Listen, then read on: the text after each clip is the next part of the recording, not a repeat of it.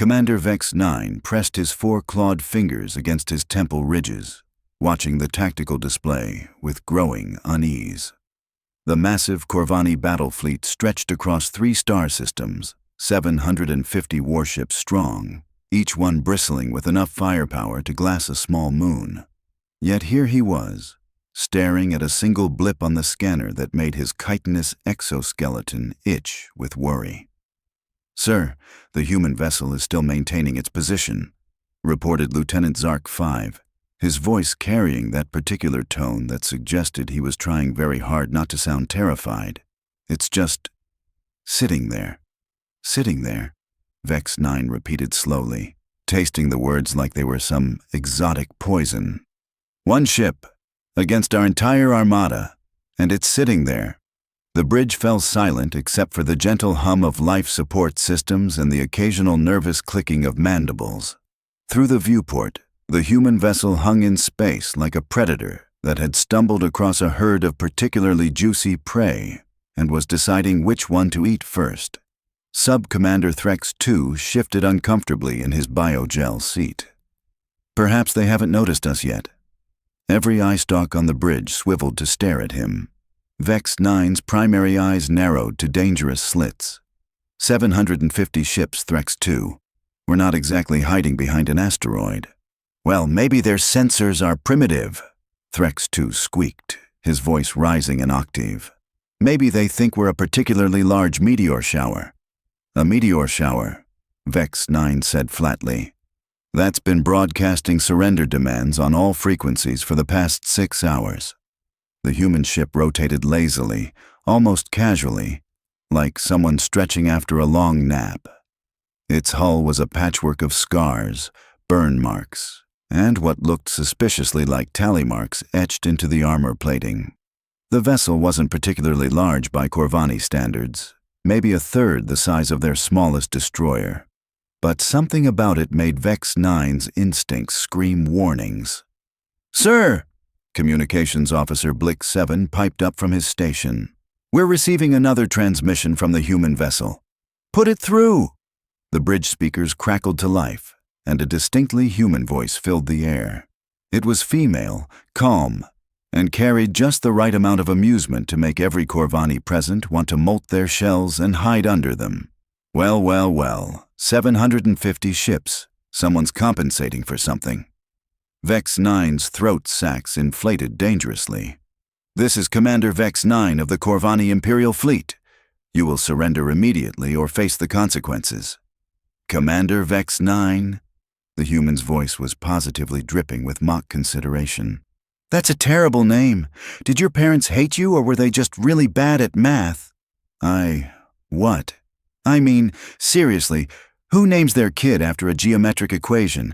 Were Vex 7 and Vex 8 family disappointments? Lieutenant Zark 5 leaned over and whispered, "Sir, I don't think she understands the gravity of her situation." "Oh, I understand gravity just fine," the human voice continued, apparently having heard him. "It's what's going to make your ships fall really, really fast when I start shooting." The bridge erupted in nervous chittering. Vex-Nine raised a claw for silence. "You dare threaten the might of the Corvani Empire? We have conquered 17 star systems. Our fleet is the terror of 3 galactic quadrants." 17 whole systems? Wow, I'm impressed. Really? Did it take you long to count that high? Vex-Nine's eye color shifted from its normal pale yellow to a dangerous orange. "Human, you face annihilation. Your single vessel cannot hope to stand against our armada." "Can't it?" There was a pause, and when the human spoke again, her voice had taken on a distinctly predatory quality. "Tell me something, Vex-Nine. Before you decided to pick a fight with humanity, did you do any research? Any intelligence gathering? Maybe a quick search on the galactic net? We know everything we need to know about your pathetic species." "Do you now? Interesting." Another pause. "Computer, bring up the targeting solutions." Suddenly, every ship in the Corvani fleet began receiving target locks. Not from multiple sources, not from a hidden fleet, but from the single human vessel.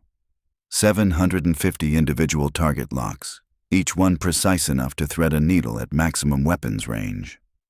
That's impossible, Threx 2 whispered, his voice barely audible. Oh, it gets better, the human continued cheerfully. Computer, display weapons inventory. The tactical screen lit up with enough firepower readings to make a Corvani battle computer have what could only be described as an electronic nervous breakdown. Antimatter torpedoes, quantum disruptors, singularity mines, and weapons systems that the Corvani computers couldn't even identify. How ...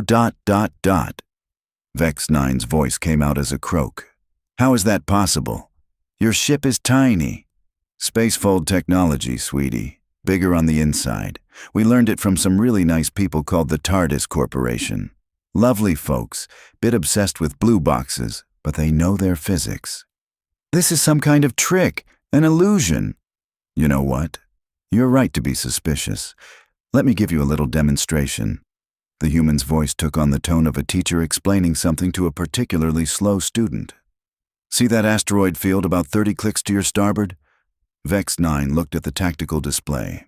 The asteroid field was roughly the size of a small moon, composed of several thousand rock fragments ranging from pebbles to city-sized chunks. I see it. Watch this. There was no visible beam, no projectile, nothing to indicate that the human ship had fired at all. One moment the asteroid field was there, the next it wasn't. Not destroyed, not blasted apart, simply gone, as if it had never existed. The bridge was so quiet you could have heard a pin drop, if pins made any sound in the vacuum of space, which they don't, but the metaphor stands. What did you do? Vex-9 whispered. Oh, that? Probability cascade weapon. Basically, I convinced the universe that the asteroid field was statistically unlikely to exist, so it stopped existing. Handy little gadget. We invented it on a Tuesday. On a Tuesday, Vex-9 repeated numbly. Slow Tuesday, actually. Most of the good wars were happening on other days. Communications Officer Blick-7 made a strangled sound. Sir, I'm detecting movement from the human vessel. The human ship was indeed moving, but not in any way that made tactical sense. Instead of positioning for an attack run or trying to flee, it was performing what could only be described as lazy barrel rolls, like a dolphin playing in the waves. Are you showing off? Vex-9 asked, his voice climbing toward hysteria. Little bit. Your ships are so pretty when they're all lined up like that. Very symmetrical, very target-rich. Target-rich? Threx 2 squeaked. Environmental term. It means an area with lots of things to shoot at, usually used by humans right before those things stop being shootable and start being shot. Vex-9 watched in growing horror as his tactical display began highlighting weak points in his own fleet's formation, broadcast directly from the human vessel.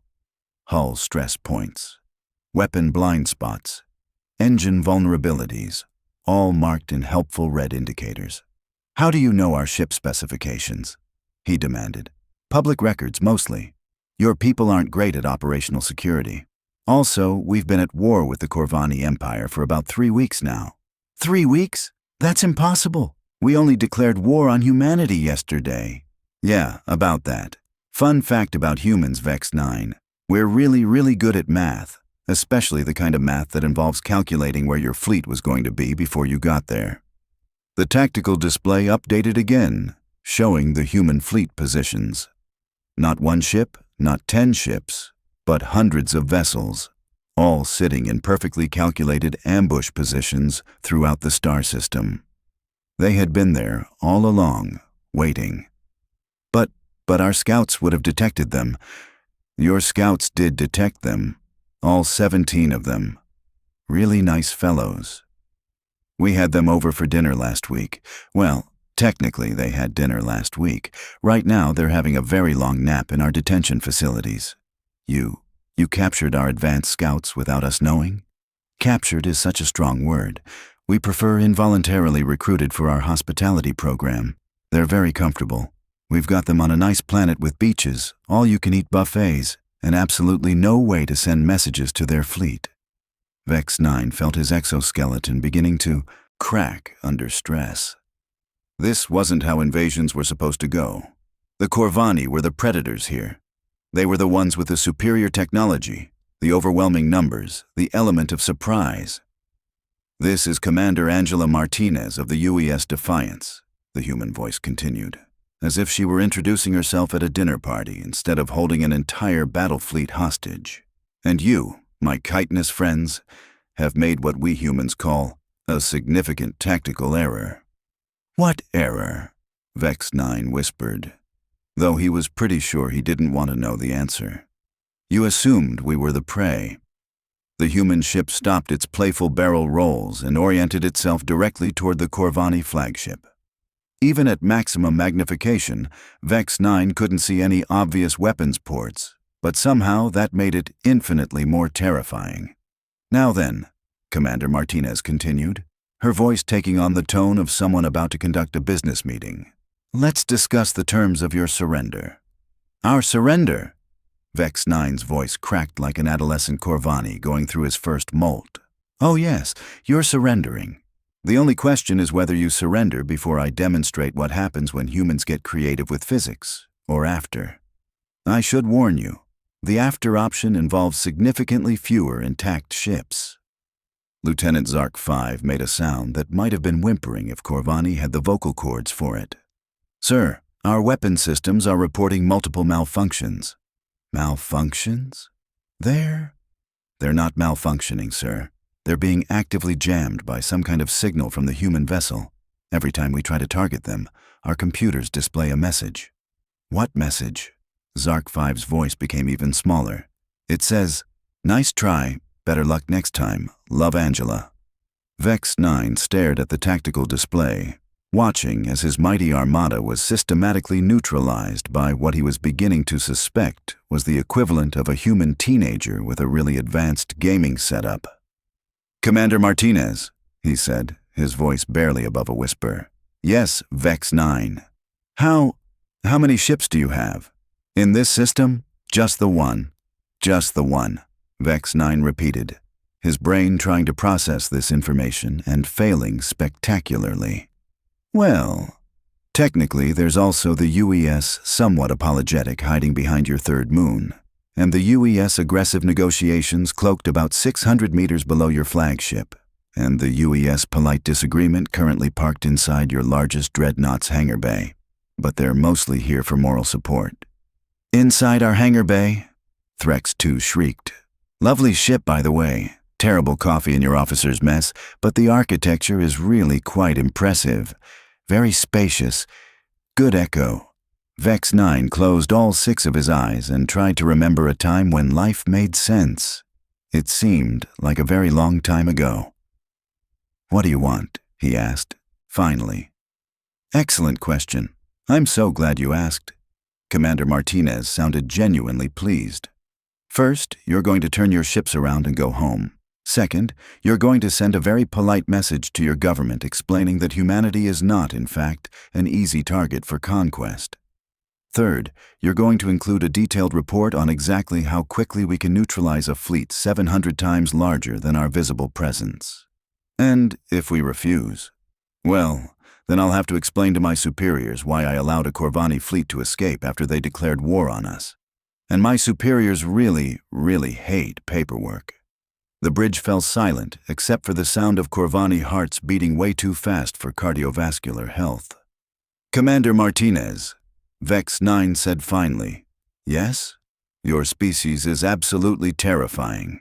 We prefer creatively enthusiastic about problem solving, but terrifying works too."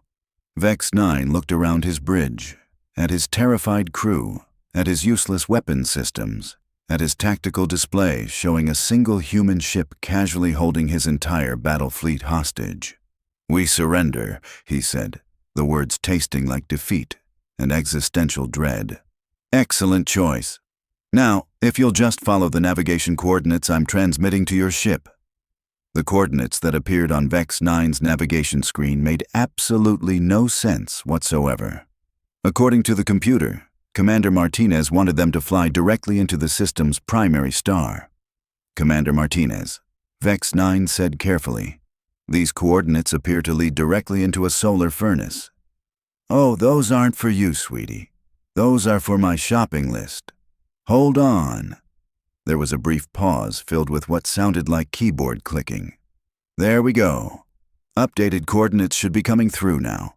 The new coordinates made marginally more sense, pointing toward what appeared to be empty space roughly halfway between their current position and the edge of the system. Vex-Nine studied the readings with growing confusion. There's nothing there, he observed. Isn't there? How interesting. Zoe, are you getting this? A new voice joined the communication channel, younger and considerably more cheerful than Martinez. Oh yeah, recording everything. This is going to make the best presentation ever. The Academy instructors are going to love this. Academy instructors? Vex-Nine asked weakly. Naval War College, Martinez explained helpfully. Zoe here is working on her thesis about intimidation tactics in asymmetric warfare. You're going to be famous, in a textbook kind of way. Sub-Commander Threx 2 made a sound like air escaping from a punctured breathing apparatus. We're a case study? The best kind of case study. The kind where nobody actually gets hurt, but everyone learns valuable lessons about the importance of proper intelligence gathering before picking fights. Vex-Nine ordered his fleet to begin, moving toward the designated coordinates, mostly because he couldn't think of any alternatives that didn't involve being turned into subatomic particles by weapons he couldn't understand. As they traveled, more human ships began to decloak around them, appearing from literally nowhere like cosmic magic tricks. How many vessels do you actually have in this system? He asked, watching his tactical display populate with more and more red dots.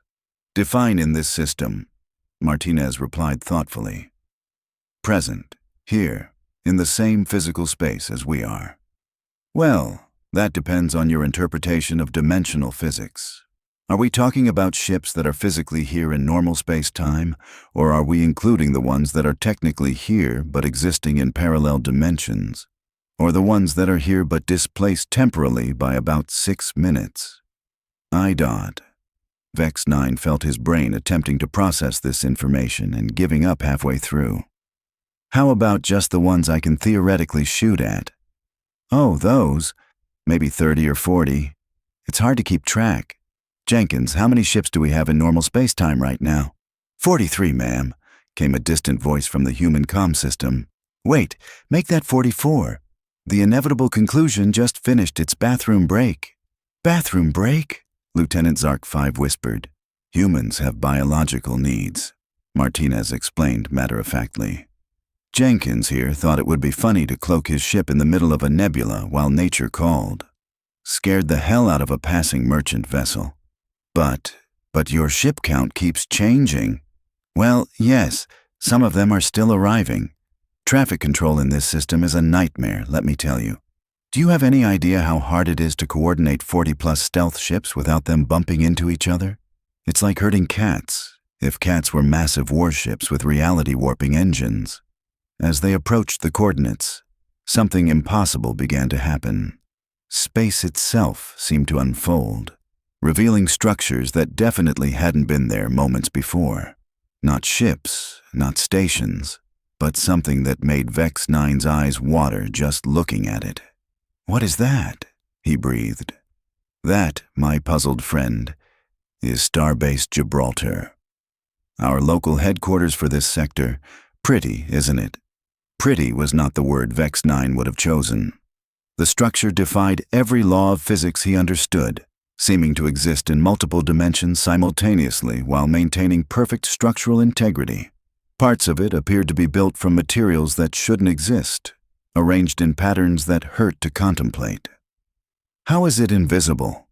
Threx 2 asked, his voice approaching the upper limits of Corvani vocal range. Perception filter. We borrowed the technology from some folks called the Weeping Angels. Terrible people, really, but brilliant engineers. The filter makes you not want to look at it, so you don't notice it's there. That's diabolical. Thank you. We're quite proud of it. Really cuts down on unexpected visitors. As the Corvani fleet approached the impossible station, docking bays began opening like flower petals, each one large enough to accommodate a dozen of their largest dreadnoughts. Automated systems took control of their ships, guiding them in with the kind of precision that suggested the humans had done this many, many times before. "Welcome to Gibraltar Station," Martinez announced as Vex-Nine's flagship settled into its assigned berth. "Please remain calm. Keep your appendages inside the vehicle at all times and try not to panic about the artificial gravity. We run it at about 1.2 standard G, which might feel a bit heavy for your species." The airlock cycled, and Vex-Nine found himself face to face with humanity for the first time. Commander Martinez was smaller than he'd expected, barely reaching his mid-torso, with short brown hair and eyes that held far too much intelligence for his comfort. She was flanked by what appeared to be a squad of human soldiers, each one carrying weapons that looked like they'd been designed by someone with a very creative understanding of physics. "Commander Vex-Nine, I presume?" Martinez extended her hand in what Vex-Nine dimly recognized as a human greeting gesture. "Welcome aboard Gibraltar Station. I hope your stay will be educational." Vex-Nine stared at the offered hand, then at the human's face, then at the impossible architecture surrounding them. "You're all completely insane, aren't you?" Martinez's smile could have powered a small starship. "Completely and utterly. It's one of our better qualities. Shall we begin the tour?" The tour was, in Vex-Nine's professional opinion, an exercise in sustained psychological warfare. Martinez led them through corridors that seemed to rearrange themselves when nobody was looking, past laboratories where humans were casually experimenting with forces that should have destroyed several galaxies, and through a cafeteria where the lunch special was apparently something called quantum soup that existed in 17 different flavors simultaneously. "This is our research and development section," Martinez explained, gesturing toward a lab where a human in a lab coat was having an animated argument with what appeared to be a small, artificial black hole. "We're always working on new and exciting ways to violate the laws of physics." "Violate the laws of physics," Vex-Nine repeated weakly. "Oh yes. We've found that the universe has a lot of suggestions about how things should work, but they're really more like guidelines, very flexible guidelines." But physics isn't optional, isn't it? Jenkins, come over here." The human arguing with the black hole looked up cheerfully. "Yes, Commander? Show our guests what you're working on." Jenkins grinned and picked up what looked like a perfectly ordinary rock. "Watch this." He threw the rock directly at the black hole, which promptly spat it back out, looking distinctly offended. "We've taught it to have opinions," Martinez explained proudly. "Turns out, even cosmic phenomena can be trained with enough patience and the right incentives." "You trained a black hole?" "Well, it's really more of a dark gray hole now. Much more cooperative. We're thinking of naming it Steve." Vex-Nine sat down heavily on the nearest available surface, which turned out to be a chair that immediately began adjusting itself to his anatomy with disturbing precision. "This is a nightmare." "Oh, this is nothing," Martinez said cheerfully. "Wait until you meet our diplomatic corps." The diplomatic section of the station was, if anything, worse. Humans in formal attire were engaged in what appeared to be contract negotiations with species Vex-Nine didn't recognize, using documents that seemed to be written in languages that changed depending on who was reading them. "We find that traditional diplomacy works much better when the contracts are quantum entangled with the good intentions of both parties," explained a human diplomat who introduced herself as Ambassador Sarah Williams. "Really cuts down on misunderstandings." "How do you quantum entangle good intentions?" Threx 2 asked, his voice barely audible. "Very carefully and with a lot of coffee. Would you like some coffee? It's made from beans that only exist on Tuesdays." The tour continued through sections that seemed to defy not just physics, but basic logic. There was a library that contained books that hadn't been written yet, a garden growing plants from 17 different dimensions, and a gymnasium where humans were playing sports that appeared to involve manipulating local gravity fields while juggling antimatter. The thing about humans, Martinez said conversationally as they watched a particularly intense game of what she called four-dimensional tennis, is that we get bored easily, really catastrophically bored. So we tend to find creative ways to entertain ourselves. Creative? Vex-Nine repeated numbly. Oh yes. Last month, Lieutenant Thompson over there figured out how to make music using quantum harmonics. Beautiful stuff, really, though it does have the side effect of making anyone who hears it temporarily able to see through time. See through time? Just a few minutes forward or backward. Nothing dramatic, though it did make last week's poker game interesting. Finally, they arrived at what Martinez called the command center, though it looked more like the inside of someone's particularly chaotic fever dream. Holographic displays showed tactical information from what appeared to be dozens of ongoing operations, while humans moved between workstations with a kind of casual efficiency that suggested they were juggling multiple interstellar crises as a matter of routine. This is where we coordinate our defensive operations, Martinez explained. As you can see, we're quite busy. 3 first contact situations this week, 2 attempted invasions that we had to politely discourage, and 1 case of accidental time travel that we're still trying to sort out. Accidental time travel? Lieutenant Kumar thought it would be fun to see what Earth looked like during the Jurassic period. Turns out, dinosaurs are much more intelligent than anyone expected, and they're quite upset about the whole extinction thing. Admiral Sarah Williams, who had followed them to the command center, pulled Martinez aside. Speaking of upset, we just got word from the Galactic Council. They want to know why we haven't been answering their calls.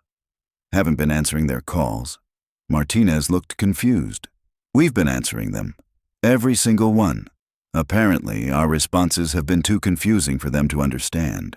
Something about our diplomatic language being unnecessarily complex and potentially reality-altering.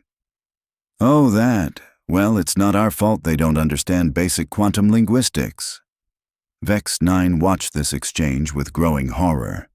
Not only were humans impossibly advanced, but they were apparently so far beyond the rest of the galaxy that they couldn't even communicate properly with the established galactic government. Commander Martinez, he said finally, what do you want from us? Martinez turned back to him with that same terrifying smile. Want from you? Oh, nothing much. Just for you to go home and tell your government that humanity is not interested in conquest, invasion, or any other form of aggressive expansion. But you're obviously the most powerful species in the galaxy. Are we? That's sweet of you to say. But honestly, we're just trying to keep to ourselves and maybe make some friends along the way. Friends. Oh yes, we're very social creatures. We love making friends. In fact, if the Corvani Empire is interested, we'd be happy to establish proper diplomatic relations, trade agreements, cultural exchanges, that sort of thing. Vex-Nine stared at her. You're offering us friendship after we tried to invade you? Well, everyone makes mistakes. The important thing is learning from them. Besides, we've found that most species are much more reasonable once they realize that we're not actually trying to take over the universe. You're not? Good heavens, no. Do you have any idea how much paperwork that would involve? We'd have to establish governments for thousands of worlds, manage interstellar trade, deal with all sorts of administrative headaches. Frankly, it sounds exhausting. But your technology. Our technology is very good at solving problems, yes. But we prefer to solve them cooperatively rather than through conquest. Much more efficient and significantly less likely to result in galactic wars. Martinez gestured toward the holographic displays showing the various ongoing operations. Take these situations, for example. 3 different species contacted us for help this week. Not because we conquered them, but because we've developed a reputation for being good at solving impossible problems without making them worse. And the Corvani Empire? Vex-Nine asked hesitantly. What happens to us? That depends entirely on what you choose to do next. You can go home and report that humanity is a threat to be feared and avoided, in which case we'll probably end up having this conversation again with a bigger fleet in a few years. Or ...